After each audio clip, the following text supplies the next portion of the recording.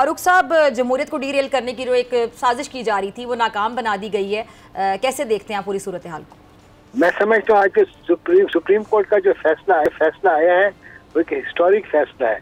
उन्होंने बड़ी बर वक्त क्या कहते हैं जमहूरियत को डिरेल होने से बचा लिया है, और जिसमें इलेक्शन कमीशन ऑफ पाकिस्तान ने एक स्लो था मगर फिर भी उन्होंने आज जो अपील फाइल की है वो उसकी वजह से उनकी कुछ साख बच गई है। और अब मैं समझता हूँ कि इनको फौरन चाहिए इलेक्शन कमीशन ऑफ पाकिस्तान को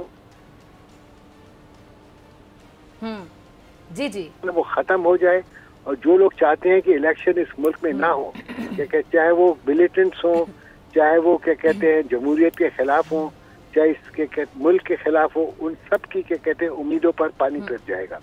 इस मुल्क में इलेक्शन हो जाएंगे और इलेक्शन कमीशन को चाहिए ट्रांसपेरेंट इलेक्शन कराए, फेयर इलेक्शन कराए, जो कि उनका आईनी क्या कहते हैं और कानूनी। और ये कैसे पता चलेगा ये ट्रांसपेरेंट इलेक्शन है फारूक एक नाइक साहब? क्योंकि आपकी पार्टी की जानिब से मुसलसल तहफ़्फ़ुज़ात का इजहार किया जा रहा है। आपकी पार्टी मुसलसल लेवल प्लेइंग फील्ड बराबर ना होने की बात कर रही है। फिर पहले से आप लोग कह रहे हैं कि कोई ज़्यादा फेवरेट है, कोई ऑलरेडी सिलेक्टेड है वज़ीर आज़म बनने के लिए। तो ये तासुर तो आपकी पार्टी ने अभी से रजिस्टर करवाना शुरू कर दिया कि इंतखाबात पता नहीं शफाफ होंगे या फिर नहीं होंगे। इन केस के वाकई वो पार्टी जीत जाती है जिसको आप फेवरेट कह रहे हैं, तो आपने एक तासुर दे दिया पीपल्स पार्टी ने कि शायद ये ऑलरेडी पहले से प्लान्ड है। तो क्या ये शफाफियत पे सवाल नहीं है जो उठा दिया गया पहले से? देखें, हमने तासुर अगर कोई दिया है तो ये जो अवाम का जो बिल थी उसके मुताबिक हम बात कर रहे हैं। जी। अगर हम गलत बात कर रहे हैं, इलेक्शन कमीशन ऑफ पाकिस्तान को चाहिए कि इसका जवाब दे और ये बात करे, क्योंकि उनका आईनी फर्ज है फेयर और ट्रांसपेरेंट इलेक्शन कराने का। उनको चाहिए कि ये बात करें कि हम हर एक को लेवल प्लेइंग फील्ड देंगे, चाहे वो पीटीआई की हो चाहे पाकिस्तान पीपल्स पार्टी का हो, चाहे पीएमएलएन का हो, मगर वो अभी तक अपना जो फर्ज है और जो फराइज है उनको वो पूरा नहीं कर रहे। इसकी वजह से ये बात हो रही है। उनको ये फौरन चाहिए कि वो कहते हैं ना, action speaks louder than the words. उनको ये चाहिए कि ये इस तरह की क्या कहते हैं एक्शंस करे, इस तरह के कानून के अंदर जो बात है वो करे। बोले कोई भी शख्स का है, कोई भी पार्टी है, उसको हक है और कोई प्री पोल रिगिंग नहीं होगी, कोई क्या कहते हैं पोस्ट पोल रिगिंग नहीं होगी। अच्छा फारूक साहब, आप सीनियर सियासतदान भी हैं, आप कानून को भी समझते हैं, आप कानून को बहुत बेहतर समझते हैं। भी तहरीक इंसाफ एक नया प्रोपेगेंडा ये कह रही कि जी हमें सुने बगैर नोटिस जारी किए गए, और सुप्रीम कोर्ट के फैसले पे खुल के तनकीद भी कर रही है। और अभी हम बात कर रहे थे तैयब बलोच की, सीनियर कोर्ट कॉरेस्पॉन्डेंट मेरे साथ मौजूद हैं, हाफिज एहसान साहब माहिर कानून एनालिस्ट मेरे साथ बैठे हुए हैं। हम ये बात कर रहे थे अभी थोड़ी देर पहले कि एक अजीब सा हमारे यहाँ ट्रेंड सेट हो गया है कि तूफान बदतमीजी बर्पा हो जाता है, और अगर आपकी मंशा के खिलाफ, आपकी मर्जी के खिलाफ कोई फैसला आता है जो कि मेरिट पर आता है, तो सोशल मीडिया पर एक कैंपेन चला दी जाती है जजेस के खिलाफ, उनकी किरदार कुशी की जाती है, उनको टारगेट किया जाता है, जातियात पे हमले किए जाते हैं, जो कि मेरे ख्याल से अब तक शुरू हो गई होगी ट्विटर पर। देखें ना, इस चीज को क्या कहते हैं रोकना चाहिए। इस चीज को रोकना चाहिए। इलेक्शन कमीशन ऑफ पाकिस्तान का ये काम है। इलेक्शन कमीशन ऑफ पाकिस्तान के पास बहुत ज्यादा इख्तियारात हैं। वो कोड ऑफ कंडक्ट बना सकती है।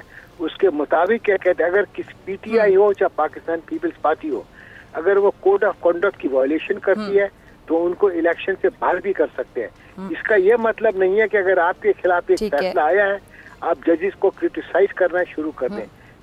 ये बहुत गलत ट्रेंड है और इसको रोकना इलेक्शन कमीशन ऑफ पाकिस्तान का के फराइज के अंदर है।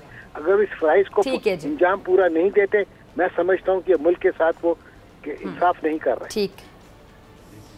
ठीक है सर, आपसे लास्ट क्वेश्चन पूछना चाहूँगी। इलेक्शन कमीशन अभी शेड्यूल जब जारी कर देगा तो फिर कल से हमारे यहाँ एक इलेक्शन मोड, एक इलेक्शन का माहौल बाकायदा दिखाई देगा, तो फिर आगे क्या आपकी स्ट्रैटेजी होगी? जल्द से किए जाएंगे। और वज़ीर आज़म के लिए भी दो अब कैंडिडेट सामने आ गए। जरदारी साहब ने हालिया एक इंटरव्यू दिया निजी टीवी चैनल को, तो उन्होंने कहा कि वज़ीर आज़म मैं भी हो सकता हूँ, बिलावल भी हो सकते हैं अगर पीपल्स पार्टी जीतती है।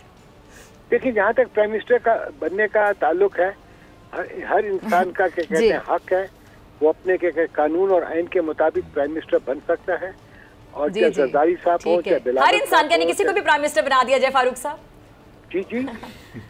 जी हेलो, आपने कहा हर इंसान का हक है, तो फिर किसी को भी बना दिया जाए प्राइम मिनिस्टर? नहीं, हक जो है कानून और आइन के मुताबिक होगा।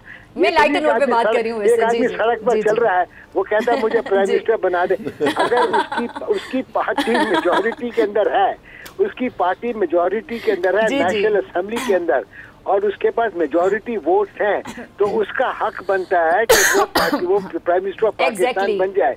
अगर वो out of the national assembly है, even if he is in the senate के अंदर भी है, तो तभी भी वो प्राइम मिनिस्टर ऑफ पाकिस्तान नहीं बन सकता।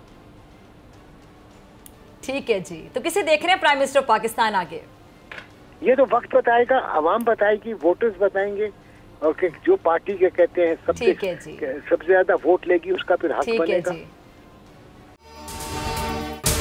अगर आपको ये वीडियो पसंद आई तो सब्सक्राइब करें और बेल आइकन पर क्लिक करें। सब्सक्राइब करें और बेल दबाएं ताकि कोई खबर रह न जाए।